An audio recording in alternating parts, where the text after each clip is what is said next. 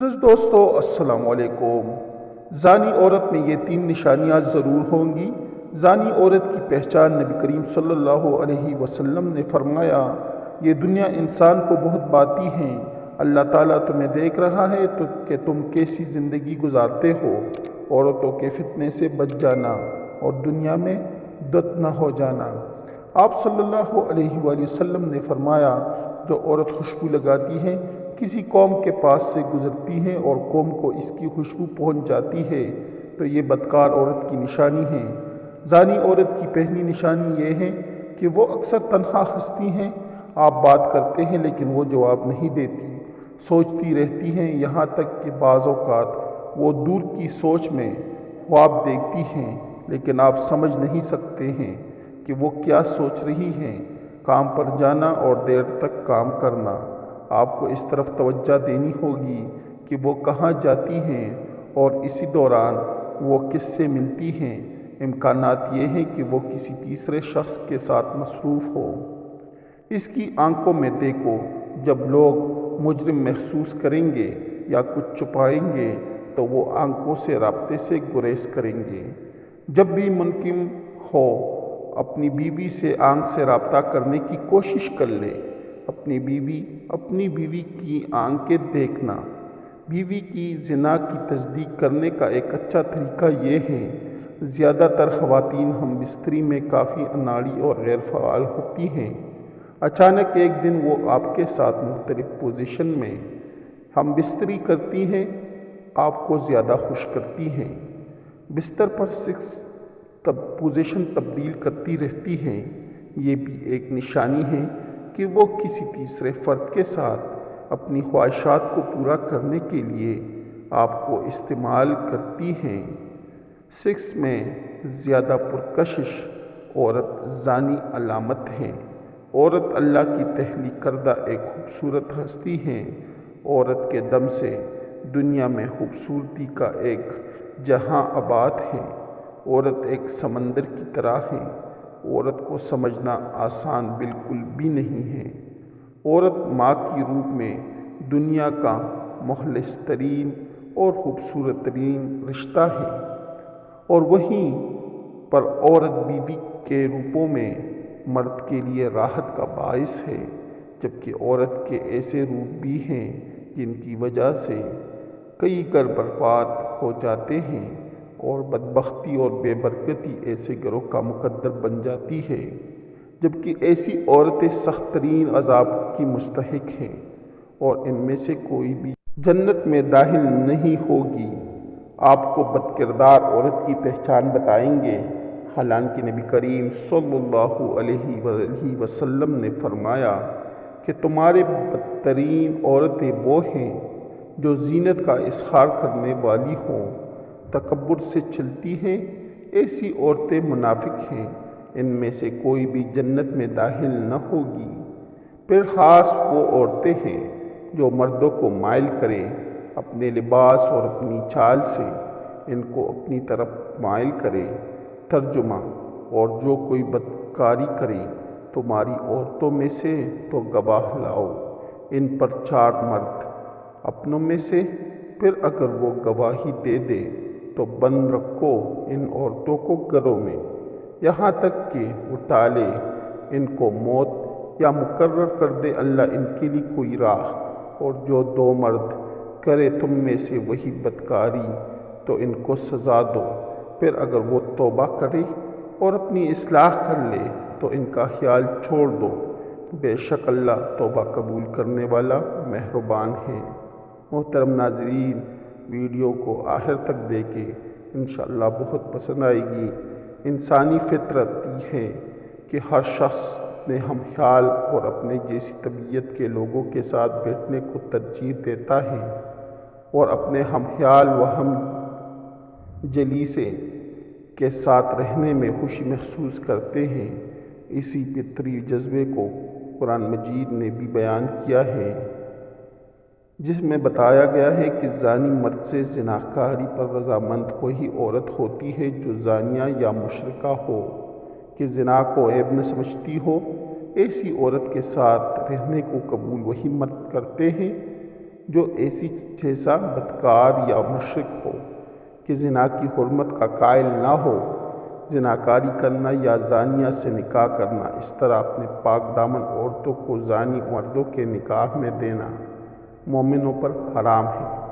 چنانچہ قرآن مجید میں اللہ تعالیٰ کا ارشاد ہے، بدکار مرد سوائے بدکار عورت یا مشرک عورت کے کسی پاکیزہ عورت سے نکاح کرنا پسند نہیں کرتا، اور بدکار عورت سے بھی سوائے بدکار مرد یا مشرک کے کوئی صالح شخص نکاح کرنا پسند نہیں کرتا، اور یہ فعل زنا مسلمانوں پر حرام کر دیا گیا ہے۔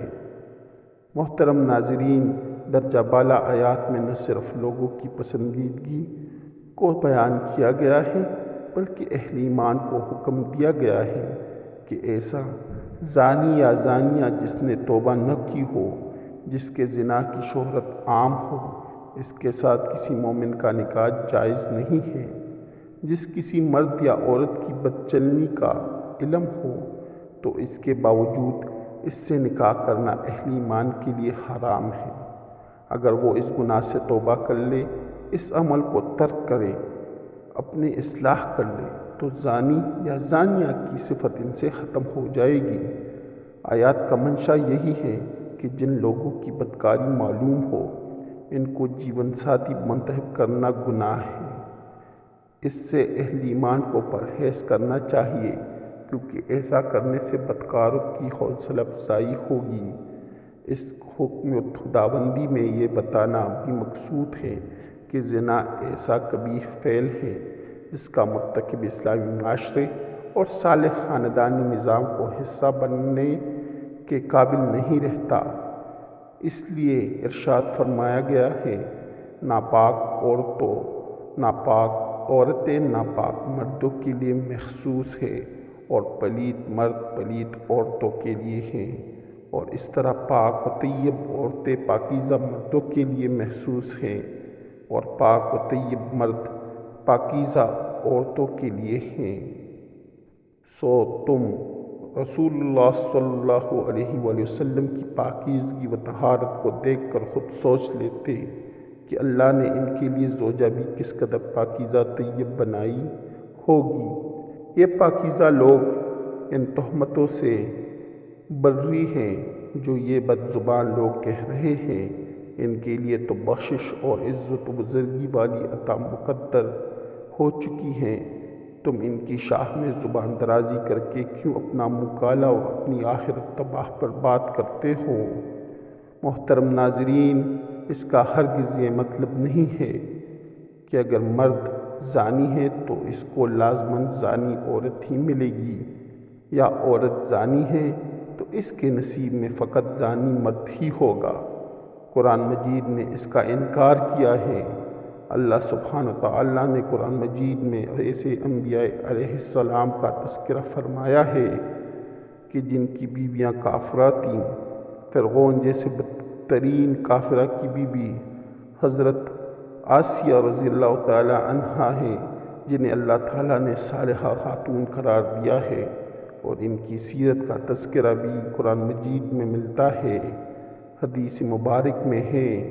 محترم ناظرین، ساتوں آسمان اور ساتوں زمینیں شادی شدہ زناکار پر لعنت کرتی ہیں، اور جہنم میں ایسے لوگوں کی شرمگاہوں سے ایسے سخت بدبو پھیلے گی جس سے اہل جہنم بھی پریشان ہوں گے، اور آگ کے غضب کے ساتھ ان کی رسوائی جہنم میں ہوتی رہے گی۔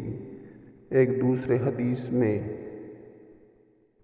حضرت ابو ہریرہ رضی اللہ تعالیٰ عنہ روایت فرماتے ہیں کہ رسول اللہ صلی اللہ علیہ وآلہ وسلم نے فرمایا، زنا کرنے والا زنا کرنے کے وقت مومن نہیں رہتا، چوری کرنے والا چوری کرنے کے وقت مومن نہیں رہتا، اور شراب پینے والا شراب پینے کے وقت مومن نہیں رہتا۔